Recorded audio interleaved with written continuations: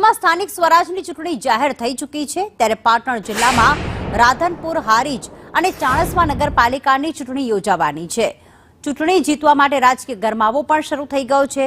આ વખતે કોંગ્રેસ શહેરના રોડ રસ્તા, ભૂગર્ભ ગટર તેમજ સ્થાનિકોના અનેક પ્રશ્નોને લઈને ચૂંટણી લડશે।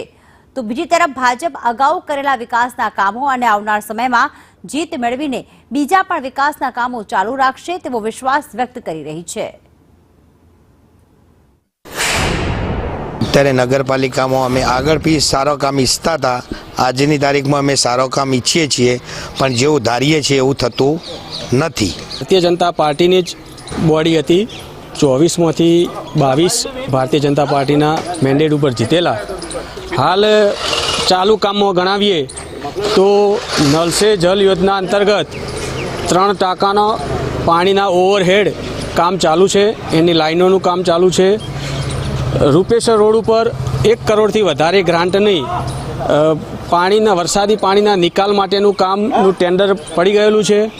ઉગમણા દરવાજા બહાર જે થોડી ગટરના પાણીની સમસ્યા હતી એના નિરાકરણ માટે 2.5 કરોડની ગ્રાન્ટનું ટેન્ડર થઈ ગયેલ છે। ચાણસ્માની અંદર તળાવનો જે બગીચાનો ઘણો પ્રશ્ન છે, વર્ષોથી કરોડો રૂપિયાનો ખર્ચો કરેલો છે અને એ લાઇટો ચોરાઈ ગઈ, ઘણા બધા એવા પ્રોબ્લેમો છે બનાવેલા।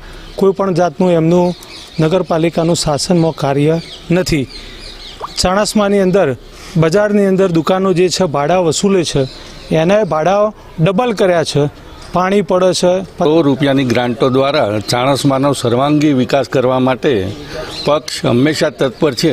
ઠીક છે, થોડી ઘણી નાની મોટી બાબતો, સમસ્યાઓ છે, પણ એ ક્ષણિક હોય છે।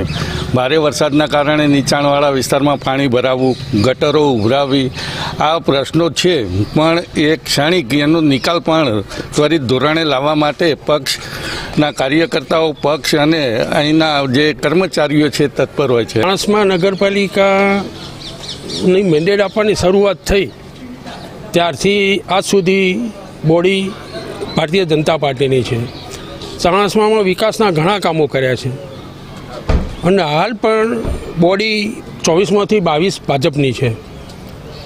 એટલે કામ બધા થયેલા છે। જે બાકી રહી ગયા છે, નવી બોડી આવશે એ કામ પૂર્ણ કરશે એવું